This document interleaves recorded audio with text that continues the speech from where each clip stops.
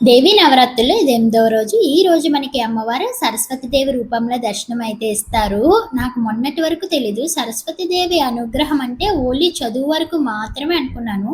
మొన్నే తెలిసింది. చదువు ఒక్కటే కాదు, మనం ఏం నేర్చుకోవాలన్నా సరస్వతీదేవి అనుగ్రహం ఉండాలని. For example cooking, baking, dancing, singing, tailoring etcetera ఏం నేర్చుకోవాలన్నా సరే సరస్వతీదేవి అనుగ్రహం అయితే కంపల్సరీ ఉండాలి. సరస్వతీదేవి అనుగ్రహం ఉంటేనే మనం పర్ఫెక్ట్‌గా ఏదైనా నేర్చుకోగలం.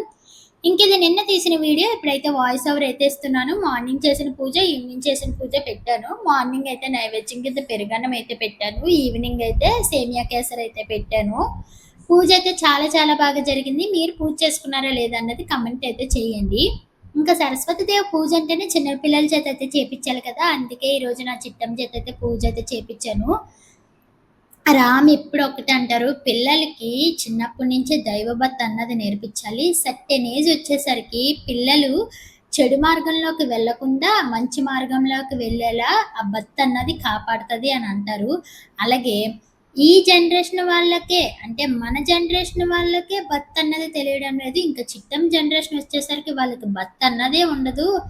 కలిపురుషుడి ప్రభావం అన్నది చాలా ఎక్కువగా అయితే ఉంటది. అదే చిన్నప్పటి నుంచి భక్తి అన్నది నేర్పిస్తే దేవుడు అన్నది వాళ్ళకి తోడుగా నిలుస్తారు అని అంటారు.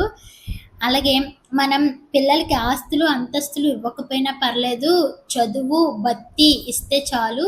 ఫ్యూచర్‌లో వాళ్ళు బాగా సెటిల్ అవుతారు. మనం ఉన్నా లేకపోయినా అంటారు.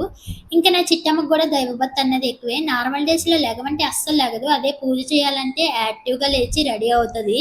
రామ్ ఎప్పుడు ఇంటి దగ్గర ఉన్నా సరే దేవుడి మాటలు ఎక్కువ చెప్తారు. శివయ్య నామాలు, వెంకటేశ్వర స్వామి నామాలు, కృష్ణుడి గురించి ఇలా ఎక్కువ దేవుడి గురించే పాపకైతే చెప్తారు.